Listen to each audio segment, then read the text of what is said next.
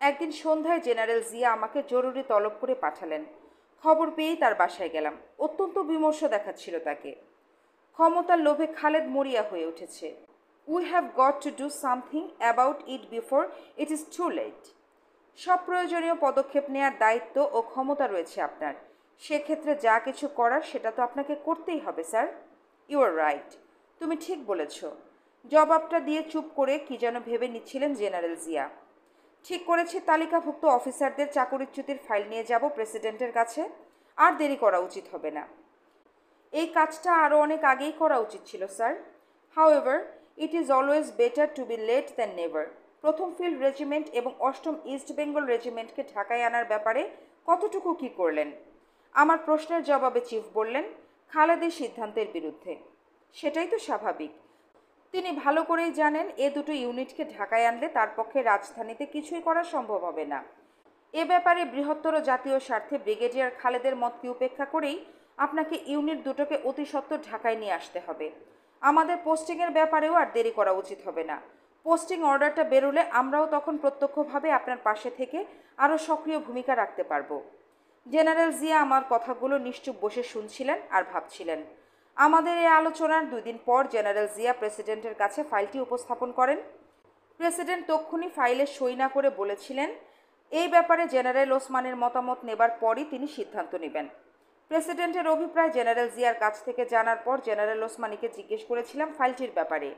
তিনি পরিষ্কার কোনো জবাব না দিয়ে বলেছিলেন, বিষয়টি তার ও প্রেসিডেন্টের বিবেচনাধীন রয়েছে। তারা বিষয়টি নিয়ে আলোচনা করছেন। যে কোনো কারণেই হোক ফাইলটা চাপা পড়ে থাকলো। ব্যাপারটা বেশ রহস্যজনক ঠেকল, কিছুটা দুর্বোধ্য। ভাবলাম, দেখা যাক অপেক্ষা করে কয়টা দিন কি হয়। এদিকে কর্নেল ফারুক ও কর্নেল রশিদের কিছুটা দাম্ভিক আচরণ, বেফাঁস কথাবার্তায় সেনাবাহিনীর সিনিয়র অফিসারদের একাংশ ক্ষুব্ধ হয়ে উঠলেন।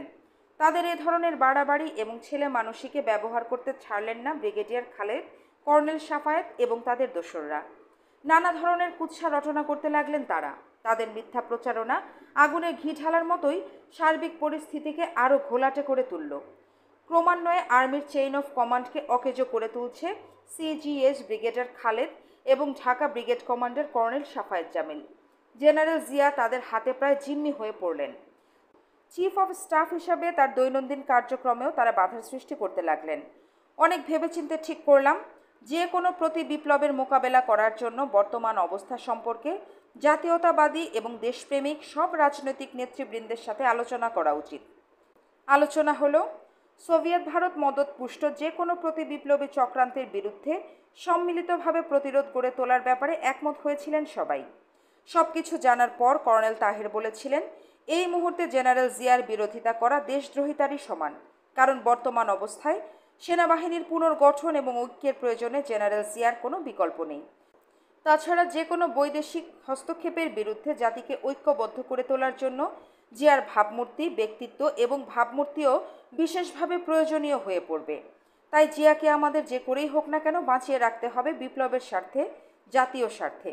তিনি দ্ব্যর্থহীনভাবে আরও বলেছিলেন, অবশেষে খালেদ যদি সত্যি জেনারেল জিয়ার বিরুদ্ধে কোনো প্রতি বিপ্লবী পদক্ষেপ গ্রহণ করে, তবে তার নেতৃত্বাধীন গণবাহিনী সেনা পরিষদের সাথে ঐক্যবদ্ধভাবে সেই চক্রান্তের বিরোধিতা করবে। আবার আমরা শুরু করব সমাজ পরিবর্তনের অসমাপ্ত বিপ্লব। বিদেশি আগ্রাসনের বিরুদ্ধে জাতীয় প্রতিরোধ গড়ে তোলার স্বার্থে ঐক্যফ্রন্ট গঠন করতে হবে অন্যান্য সব জাতীয়তাবাদী এবং প্রগতিশীল দলগুলোর সাথে। এই ব্যাপারে আমাদের বিভিন্ন মহলের সাথে আলোচনার কথা শুনে তিনি সন্তুষ্টি প্রকাশ করেছিলেন। সেদিন আমাদের আলাপ হচ্ছিল পুরনো বন্ধুত্বের পরিপ্রেক্ষিতে। একান্ত বিশ্বাস এবং নির্ভরশীলতার সাথে আমরা আলোচনা করছিলাম। সেদিন কোনো বিশেষ দলের নেতা হিসাবে কথা বলছিলেন না কর্নেল তাহের। তার অঙ্গীকারে খুঁজে পেয়েছিলাম দেশপ্রেমিক একজন সাচ্চা মুক্তিযোদ্ধার আন্তরিক উৎকণ্ঠা। কর্নেল তাহের এবং আমাদের মাঝে সার্বক্ষণিকভাবে যোগাযোগের বন্দোবস্ত করা হলো। এদিকে আমাদের চাকরিতে পুনর্বহালের গ্যাজেট নোটিফিকেশন বেরোলেও পোস্টিং অর্ডার তখনও পর্যন্ত বেরোয়নি। লিস্টেড অফিসারদের চাকরিচ্যুতির ফাইলটিও সই হয়ে আসেনি প্রেসিডেন্টের কাছ থেকে। বুঝতে পারলাম, বিভিন্ন স্বার্থান্বেষী মহলের কুটচালের পরিপ্রেক্ষিতেই এ দুটো বিষয়ে সিদ্ধান্ত বাস্তবায়নে বিলম্বিত হচ্ছে। গলদটা যে কোথায় সেটা খুঁজে বের করার চেষ্টা করেও কোনো হদিস পেলাম না। আমলাতান্ত্রিক মারপেচের গোলক ধাঁধায় সংকট ঘনীভূত হতে লাগলো। এরই মধ্যে ঘটল এক অতি আশ্চর্যজনক ঘটনা। একদিন রাতে ক্যাবিনেট মিটিং শেষ হবার পর মন্ত্রী মহোদয়গণ বঙ্গভবনের করিডোরে বেরিয়ে এসেছেন। হঠাৎ মন্ত্রী জনাব রিয়াজউদ্দিন আহমেদ ভোলা মিয়া আমাকে ডেকে একটু নির্জন জায়গায় নিয়ে গিয়ে ফিসফিস করে বললেন, ডালিম, তোমার পাঠানো লোকটার কাজটা আমি করে দিয়েছি। কালই পারমিটটা ইস্যু করে দেবার জন্য সেক্রেটারি সাহেবকে অর্ডার দিয়েছি। আমি আকাশ থেকে পড়লাম, চাচা, আমি তো কোনো লোককে পাঠাইনি আপনার কাছে। ব্যাপারটা একটু খুলে বলুন তো। আমার জবাবে তিনি একটু বিব্রত হলেন। বললেন, এক যুবক সকালে আমার অফিসে এসে বলল তুমি তাকে পাঠিয়েছো অনুরোধ জানিয়ে যাতে 50 লক্ষ টাকার একটা কাঠের পারমিট দিয়ে দেওয়া হয় তোমাকে যত শীঘ্রই সম্ভব। সব শুনে আমি থ হয়ে গেলাম। কি সাংঘাতিক ব্যাপার! আমাকে বেচার চেষ্টা করছে কেউ। লোকটা কে জানার একটা কৌতূহল হলো। বললাম, এক কাজ করেন চাচা, আগামীকাল লোকটা যখন পারমিটটা নিতে আসবে তখন আপনি আমাকে জানাবেন। আমি আসবো দেখার জন্য লোকটা কে। আপনি আমার পরিচয় দিবেন আপনার দূর সম্পর্কের কোনো আত্মীয় বলে। বাকিটা ঘটনাস্থলেই দেখবেন কি হয়। পরদিন সকালে যুবক পৌঁছা মাত্র আমি ফোন পেলাম। আমি কয়েকজন আইবির লোক সঙ্গে করে উপস্থিত হলাম মন্ত্রী মহোদয়ের দফতরে। চেম্বারে ঢুকে দেখি এক ক্রেতা দুরস্থ তরুণ চাচার মুখোমুখি বসে চা খাচ্ছে। আমি সালাম জানিয়ে বসলাম যুবকের পাশেই। যুবকটি আমার পরিচিত নয়। চাচাকে উদ্দেশ্য করে বললাম, স্যার, আপনি বলেছিলেন আজ আসতে আমার ছোট ভাইয়ের আর্মিতে অফিসার র্যাঙ্কে ভর্তির ব্যাপারে। আপনি বলেছিলেন মেজর ডালিমের খুব ঘনিষ্ঠ কেউ আসবে যার মাধ্যমে কাজটা করিয়ে দেবার চেষ্টা করবেন আপনি। আমার কথার ধরন বুঝে নিয়ে মিনিস্টার সাহেব বললেন, হ্যাঁ, এই ভদ্রলোকই সেই ব্যক্তি বলে আমাকে তার দূর সম্পর্কের আত্মীয় বলে পরিচয় করিয়ে অনুরোধ জানালেন, ভাই সাহেব, এর ছোট ভাই কমিশন র্যাঙ্কের জন্য আইএসএসবির অপেক্ষায় আছে। বুঝতেই তো পারেন এদেশে সুপারিশ ছাড়া কিছুই হয় না। আপনি মেজর সাহেবের খাস লোক, তাই অনুরোধ জানাচ্ছি। ওর কাজটা যদি করে দিতেন তবে খুবই উপকার হতো। কথা শেষ হতে যুবক বলল, কি যে বলেন মিনিস্টার সাহেব, এ তো খুব সামান্য কাজ। এর জন্য মেজর ডালিমের প্রয়োজন নেই। জেনারেল জিয়া কিংবা ব্রিগেডিয়ার খালেদ মোশাররফকে বলে দিলেই যথেষ্ট। কথা শেষ করে যুবক আমার দিকে ফিরে তার একটা ভিজিটিং কার্ড দিয়ে বলল, আমার সাথে দেখা করবেন। আপনার সামনেই জেনারেল জিয়া এবং ব্রিগেডিয়ার খালেদকে ফোন করে আপনার সমস্যার সমাধান করে দিব। তার সাহস ও আত্মপ্রত্যয় দেখে আমরা সবাই অবাক হয়ে গিয়েছিলাম।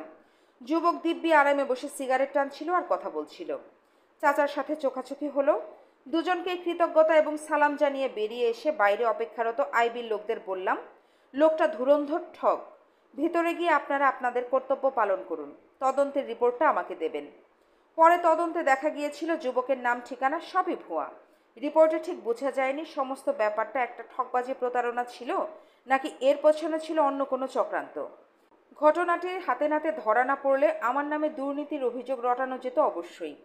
এই ঘটনার পরিপ্রেক্ষিতে প্রচার মাধ্যমগুলোর মাধ্যমে এ ধরনের প্রতারণার ব্যাপারে সচেতন থাকার জন্য আবেদন জানানো হয়েছিল।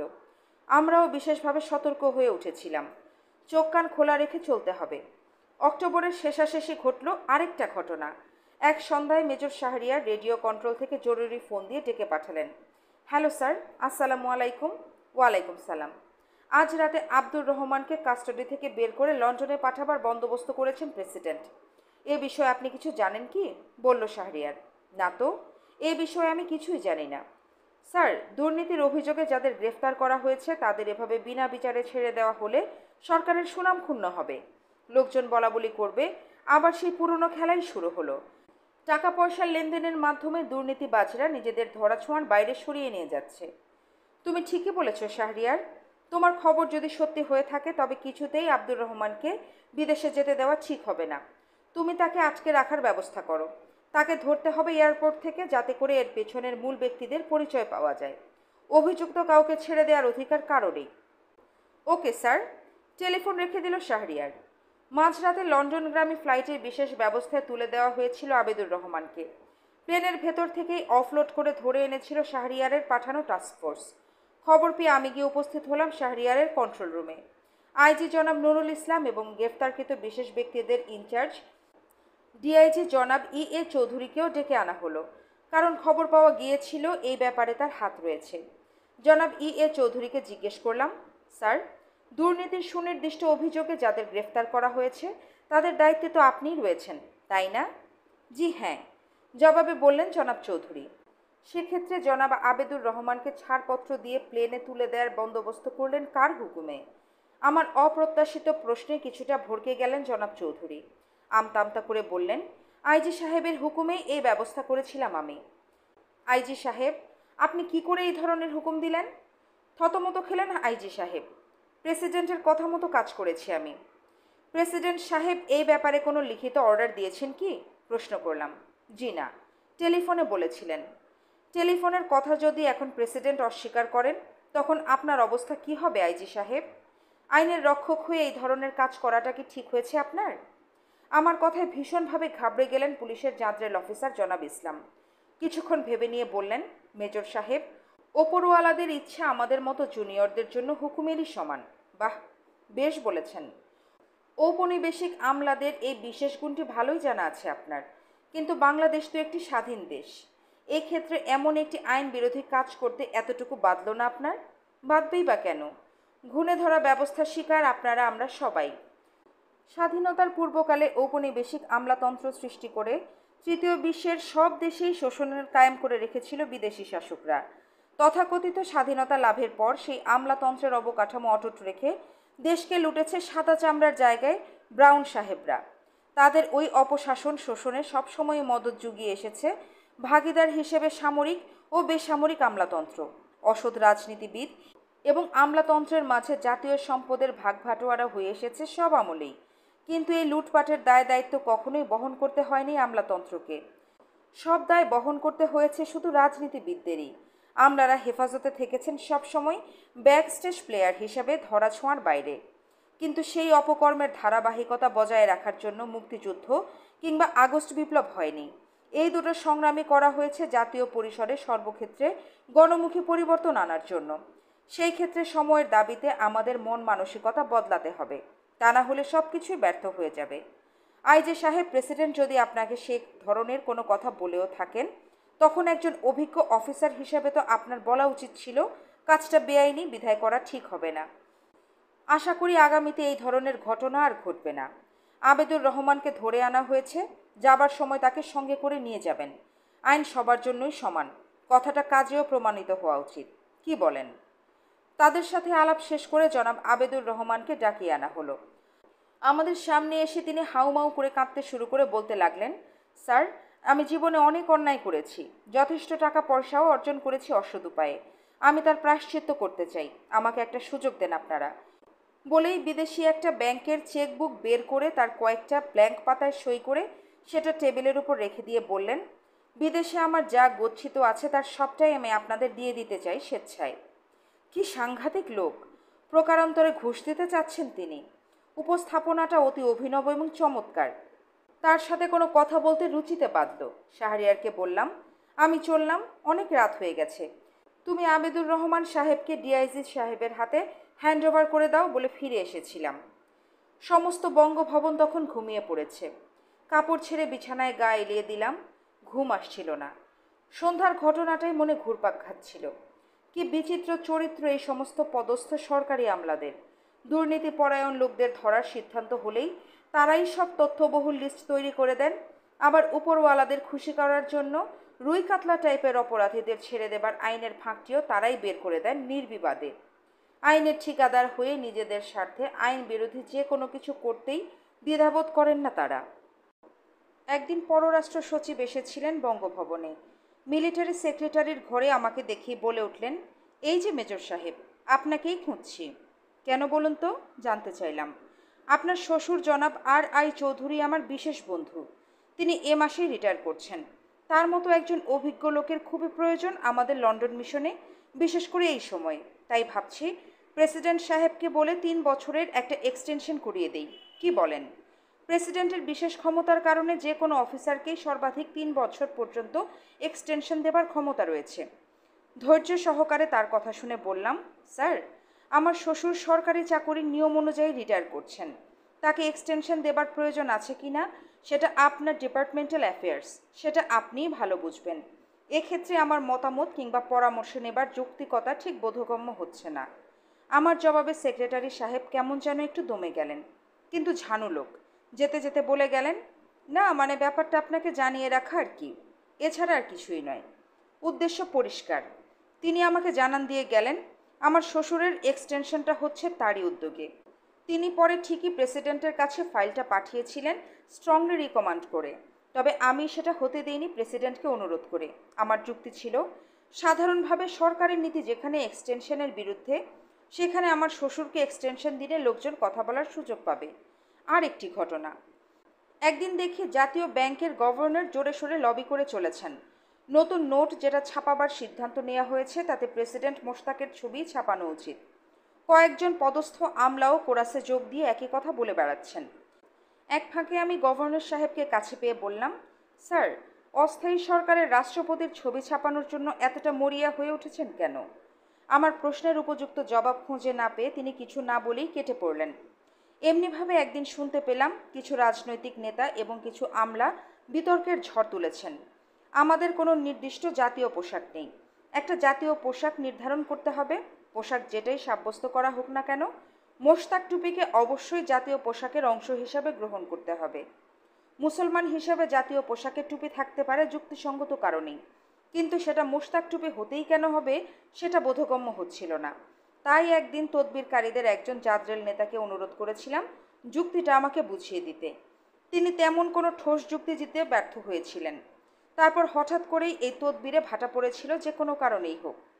সব জায়গাতেই কেমন যেন পচনের দুর্গন্ধ, ধসে পড়েছে চারিত্রিক ও মানবিক মূল্যবোধ। যে কোনো রাষ্ট্রের জন্য সামরিক ও বেসামরিক আমলাতন্ত্র হলো মেরুদণ্ড। সেখানে আগা থেকে গোড়া পর্যন্ত পচন ক্যান্সারে পরিণত হয়েছে। সেই ক্যান্সার ছড়িয়ে পড়েছে জাতীয় পরিসরে। সেখানে শুদ্ধি অভিযান চালিয়ে কতটুকু পরিবর্তন আনা সম্ভব সেটা একটা কঠিন প্রশ্ন ও ভাবনার বিষয়। দ্রুত এই পচন ও অবক্ষয়ের হাত থেকে দেশ ও জাতিকে বাঁচানো অত্যন্ত দুরূহ কাজ। অসম্ভবকে সম্ভব করার প্রক্রিয়া শুরুর পরিবেশ সৃষ্টি করার দায়িত্ব ঐতিহাসিকভাবেই আজ আমাদের উপর বর্তেছে। এই গুরু দায়িত্ব পালনের আপ্রাণ চেষ্টা করে চলেছি আমরা পাহাড় সমান প্রতিবন্ধকতার মুখে। জানি না কতটুকু এগিয়ে নিয়ে যেতে পারবো এই প্রক্রিয়াকে। পরদিন অভ্যাস মতো ভোর 6টায় ঘুম ভেঙে গেল। প্রাতক্রিয়া সম্পন্ন করে কাপড় পরছিলাম। সেই সময় প্রেসিডেন্টের আর্দালি এসে আমাকে জানালো প্রেসিডেন্ট সাহেব নাস্তার জন্য ডেকে পাঠিয়েছেন। তার কামরায় গিয়ে দেখলাম আমাদের প্রায় সবাই সেখানে উপস্থিত। আমি একটা খালি চেয়ারে বসলাম প্রেসিডেন্টের অনুমতি নিয়ে। ভাবছিলাম প্রেসিডেন্ট গত রাতে আবেদুর রহমানের বিষয়ে জিজ্ঞেস করবেন, কিন্তু সেই বিষয়ে কোনো উল্লেখ না করে হঠাৎ তিনি বললেন, বাবা, আমাগো মধ্যে কমিউনিস্ট ক্যাডা ক্যাডা। অপ্রত্যাশিত প্রশ্নটা করেই তিনি আমাদের সবাইকে দেখতে লাগলেন তীক্ষ্ণ জিজ্ঞাসু দৃষ্টি দিয়ে।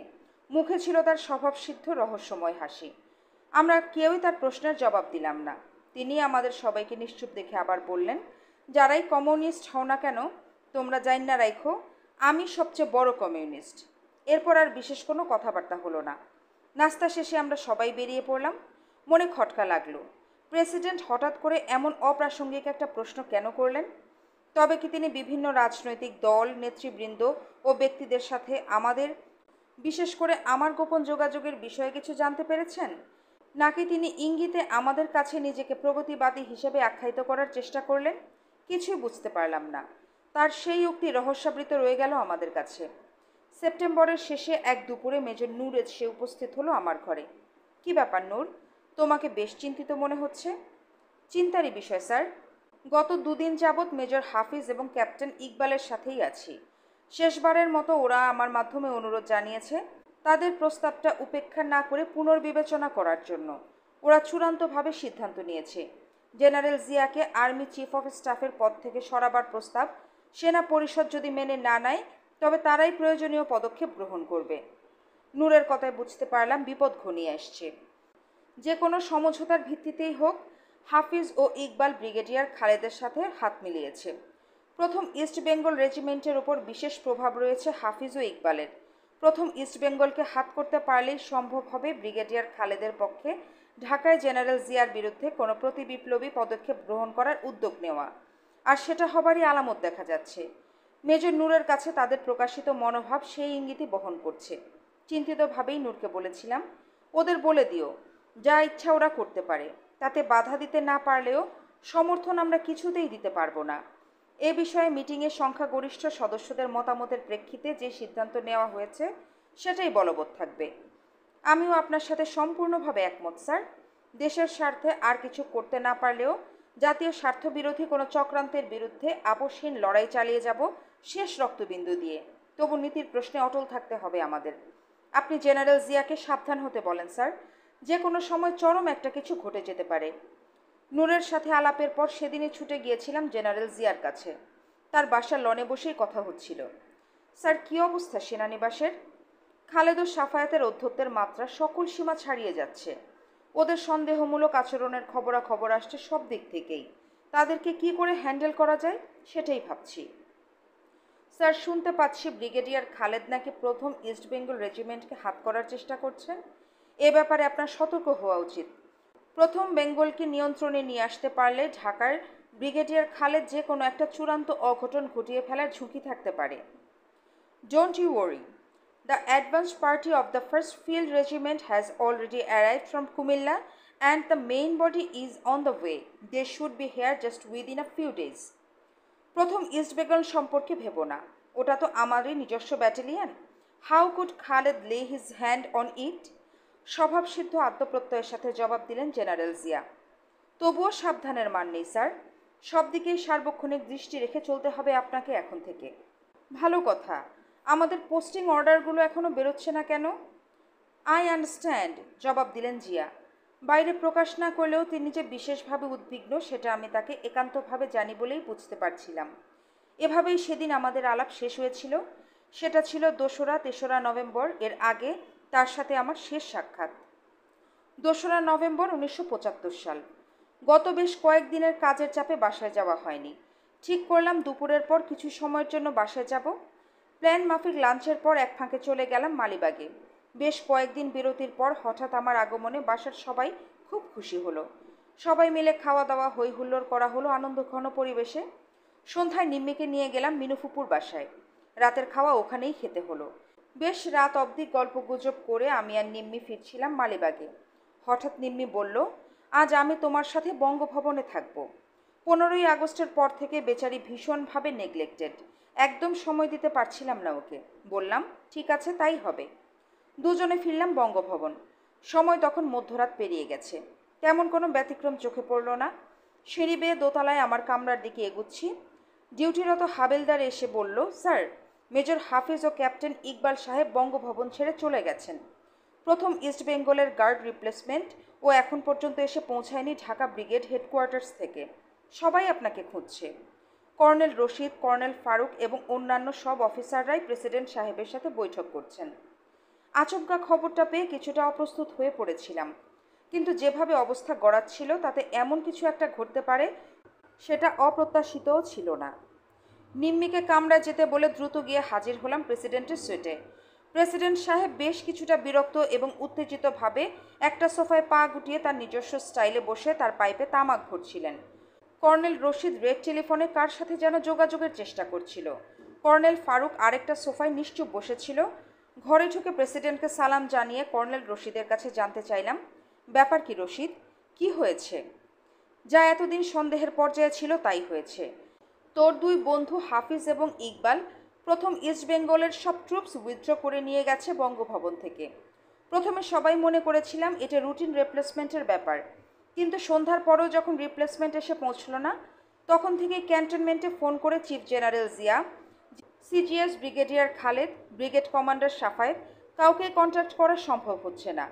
এদিকে খবর পাওয়া যাচ্ছে ক্যান্টনমেন্টে অস্বাভাবিক ট্রুপস মুভমেন্ট চলছে, কিন্তু এখন পর্যন্ত কেউই কিছু পরিষ্কার করে বলতে পারছে না ক্যান্টনমেন্টে কী ঘটছে। জেনারেল ওসমানের সাথে যোগাযোগ করতে পেরেছি, কিন্তু তিনিও সঠিক কিছু বলতে পারলেন না। তিনি বঙ্গভবনে আসছেন। জেনারেল ওসমানী ব্রিগেডিয়ার খলিলকে ইতিমধ্যেই নির্দেশ দিয়েছেন বিডিআর থেকে 2টো রেজিমেন্ট বঙ্গভবনে পাঠিয়ে দিতে। হাফিজ এবং ইকবালকেও পাওয়া যাচ্ছে না টেলিফোনে। আমার সাথে কথা শেষ করে কর্নেল ফারুককে বলা হলো রেসকোর্সে তার ট্যাঙ্ক রেজিমেন্টের কাছে চলে যেতে।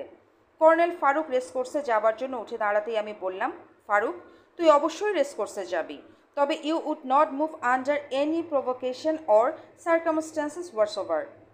সব বিষয় পরিষ্কার হবার পরেই আমাদের করণীয় কী হবে সেটা বিবেচনা করা হবে। এর আগে আমাদের তরফ থেকে কোনো মুভ নেওয়াটা যুক্তিসঙ্গত হবে না। প্রথমত চেষ্টা করতে হবে এই সমস্যার সমাধান শান্তিপূর্ণভাবে করা যায় কি না। এর জন্য আমি নিজেই যাব ক্যান্টনমেন্টে। আমি ফিরে না আসা পর্যন্ত অথবা আমার কোনো কিছু না হওয়া পর্যন্ত no action at all. Is it clear? ইতিমধ্যে জেনারেল ওসমানীও এসে পৌঁছেছেন। তিনিও আমার অভিমতকে সমর্থন জানালেন। আমরা যখন আলোচনায় ব্যস্ত তখন বিডিআরের দুটো রেজিমেন্ট এসে পৌঁছেছে। সে খবর নিয়ে এলো মেজর পাশা, মেজর শাহরিয়ার এবং ক্যাপ্টেন বজলুল হুদা। সিদ্ধান্ত অনুযায়ী মেজর শাহরিয়ার চলে গেল রেডিও বাংলাদেশের কন্ট্রোল সেন্টারে। ক্যাপ্টেন হুদা প্রেসিডেন্ট জেনারেল ওসমানী এবং কর্নেল রশিদকে সাহায্য করার জন্য বঙ্গভবনেই থাকবে সেটা সাব্যস্ত হলো। বাকিরা সবাই প্রত্যেকের জন্য নির্দিষ্ট এবং ডেপ্লয়েড ইউনিটগুলোর কমান্ড নেবার জন্য যার যার পজিশনে চলে গেল।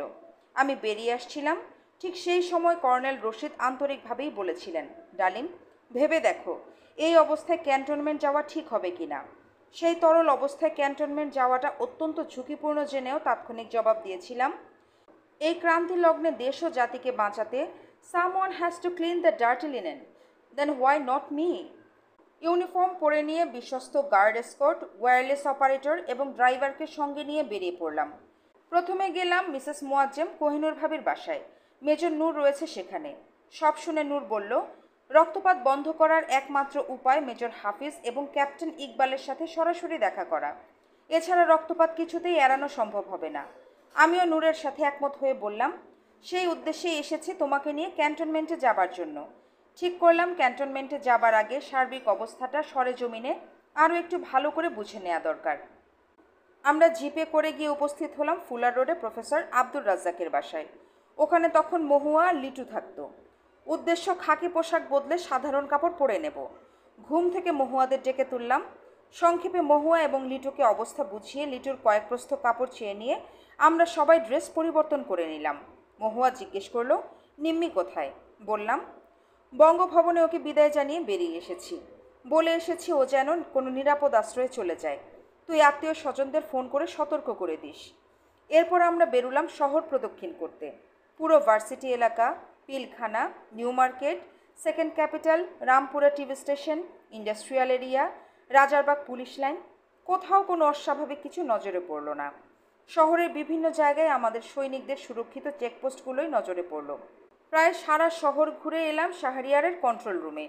ওর ঘরে ঢুকতেই দেখি ও কারোর সাথে টেলিফোনে কথা বলছে। আমাদের দেখে সংক্ষেপে কথা সেরে জানতে চাইল, কী অবস্থা স্যার, কী বুঝছেন?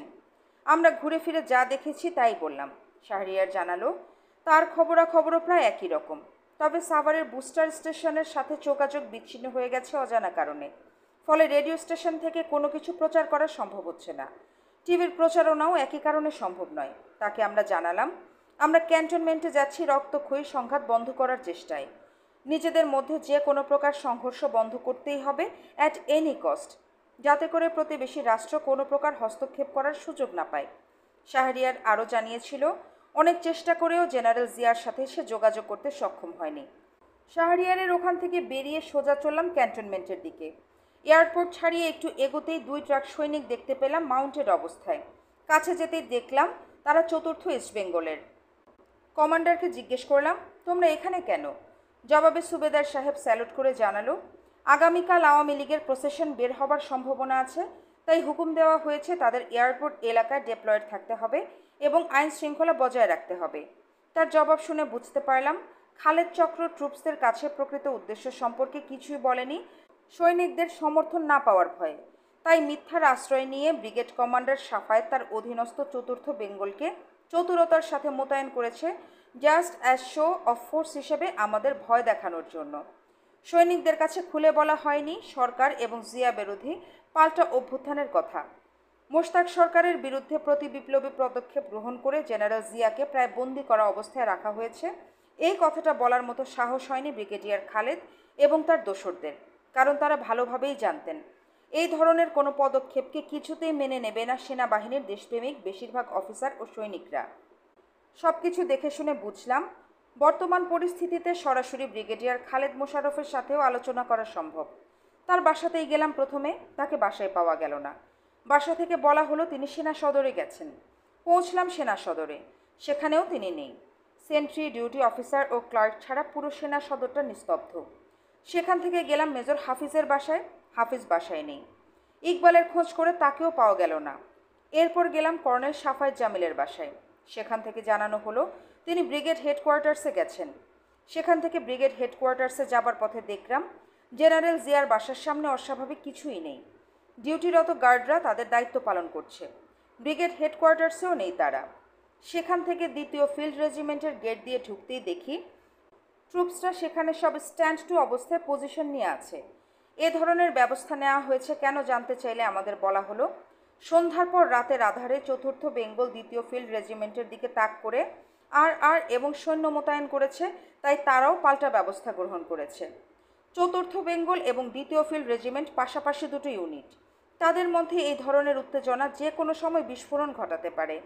উত্তেজনা কমানোর জন্য সেনা পরিষদের সদস্যদের সার্বিক অবস্থা বুঝিয়ে তাদের বললাম, এই অবস্থায় সতর্ক অবশ্যই থাকতে হবে সবাইকে। আরও জানালাম, আমরা ব্রিগেডিয়ার খালেদ এবং কর্নেল সাফায়েতকে খুঁজছি। ওদের পেলেই উপযুক্ত পদক্ষেপ গ্রহণের মাধ্যমে 4th বেঙ্গলের উস্কানিমূলক কার্যক্রম বন্ধ করার বন্দোবস্ত করব। সেখানে জানতে পারলাম মহারথীরা সব 4th বেঙ্গল হেডকোয়ার্টার্সে রয়েছেন। 4th বেঙ্গলের গেট দিয়ে ঢুকতেই নজরে পড়ল সাজ রব, ভীষণ ব্যস্ততা। সৈনিকদের রণসজ্জায় সজ্জিত করে রাখা হয়েছে। কিছুদের এগুতেই ক্যাপ্টেন কবিরের দেখা পেলাম। একটা এসএমজি কাঁধে ঝুলিয়ে সে এদিক সেদিক ছুটোছুটি করছে। আমাকে দেখে এগিয়ে এলো কবির। তাকে জিজ্ঞেস করলাম, where is brigadier Khaled and colonel Safayat?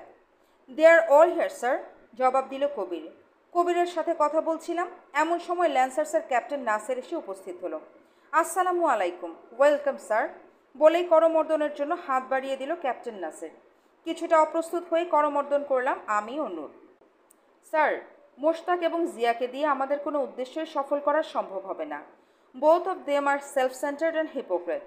তাই আমরা ওদের অপসারণ চাই। And I am sure both of you would be definitely with us. Okay অনেকটা থামিয়ে দিয়েই বললাম, ইজ ব্রিগেডিয়ার খালেদ অ্যারাউন্ড? সবাই এখানে আছেন। মেজর হাফিজ এবং ক্যাপ্টেন ইকবালও রয়েছেন এখানে। No sir, do me a favor. Please find out Hafiz and tell him I would like to talk to him. Okay sir, আমি এখনই যাচ্ছি তাকে নিয়ে আসার জন্য। খবর পেয়ে হাফিজ এবং ইকবাল এলো। আমাদের নিয়ে বসালো একটা খালি কামরায়। এ কী করলে হাফিজ? শেষ পর্যন্ত অঘটনটা ঘটিয়েই ছাড়লে? অঘটন বলছো কেন? জিয়া এবং মোশতাকের ঘোরেল মনের পরিচয় পাবার পরেও তারা যে আমার উদ্দেশ্যাবলী সম্পর্কে মোটেও আন্তরিক নয়, সেটা তোমরাও বুঝে মেনে নিতে পারছো না কেন? উল্টো প্রশ্ন করল হাফিজ। ওদের বাদ দিয়েই এগুতে হবে। আওয়ামী লীগের গড়া সংসদকেও আর কাল বিলম্ব না করে ভেঙে দিতে হবে। এই সঠিক উদ্যোগে বিশেষ করে তোমার, নূর, পাশা, হুদা, রাশেদ, শাহরিয়ারের মাধ্যমে সেনা পরিষদের সমর্থন এবং সহযোগিতা পাবো আশা করছি আমরা। আমি জানি ব্রিগেডিয়ার খালেদ সম্পর্কে তোমাদের যুক্তিসঙ্গত রিজার্ভেশন আছে, সেগুলোও আমি অস্বীকার করছি না। কিন্তু এরপরেও ব্রিগেডিয়ার খালেদের চিফ হবার লাইফলং অ্যাম্বিশন ফুলফিল করে দিলে জিয়ার তুলনায় তাকে দিয়ে মোর এফিশিয়েন্টলি কাজ করানো যাবে। দেখো হাফিজ, আমি এই স্বীকার আগেও করেছি, এখনও করছি। আশানুরূপভাবে আমাদের লক্ষ্য অর্জনের ক্ষেত্রে আমাদের নিরাশ হতে হচ্ছে জেনারেল জিয়া এবং প্রেসিডেন্ট মোশতাকের জন্য। শুধু তাই নয়, অনেক ক্ষেত্রে প্রতিবন্ধকতারও সৃষ্টি করছেন, তারা বুঝেই হোক না বুঝেই হোক। কিন্তু তাই বলে হঠাৎ করে এই ধরনের পদক্ষেপ গ্রহণ করে আর্মির মধ্যে একটা বিভেদ সৃষ্টি করে অপশক্তিকে সুযোগ করে দিতে হবে to stage back and reverse the process, সেটা কিছুতেই যুক্তিসঙ্গত হতে পারে না এবং আমাদের কাছেও সেটা গ্রহণযোগ্য নয়। তা যাক, এ নিয়ে অনেক তর্ক বিতর্ক হয়েছে। আমার ধারণা এই সমস্ত বোঝাবুঝির সময় পার হয়ে গেছে, কারণ যে অঘটন কখনোই সম্ভব হতো না সেটাই ঘটিয়ে বসেছে তোমরা। এই অবস্থায় কোনো রক্তপাতের সূত্রপাত যাতে না ঘটে তার জন্যই আমরা স্বেচ্ছায় ছুটে এসেছি। এখন চলো ব্রিগেডিয়ার খালেদ এবং কর্নেল সাফায়েতের সঙ্গে আলাপ আলোচনা করে সবাই মিলে ঠিক করা যাক এই সংকটের রাহুগ্রাস থেকে কি করে দেশ ও জাতিকে মুক্তি করা যায়। এ বিষয়ে যদি কোনো আপত্তি থাকে তবে সেটাও পরিষ্কার করে বলো, সেক্ষেত্রে আমরা ফিরে যাব। এরপর যা হবার তা হবে। সার্বিক অবস্থার বিশ্লেষণের পর আমার এবং নূরের বিশ্বাস জন্মেছিল আলোচনার প্রস্তাব কিছুতেই মানা সম্ভব হবে না খালেদ চক্রের কাছে, কারণ তাদের বিশেষ করে হাফিজ এবং ইকবালের অজানা ছিল না যে ঢাকায় তো বটেই, অন্যান্য সেনানিবাসগুলোতেও সেনা পরিষদের শক্তি ছিল তুলনামূলকভাবে তাদের চেয়ে অনেক বেশি। কি যেন ভাবল হাফিজ, এরপর বলল, ঠিক আছে, তাই হবে, চলো আমাদের সাথে।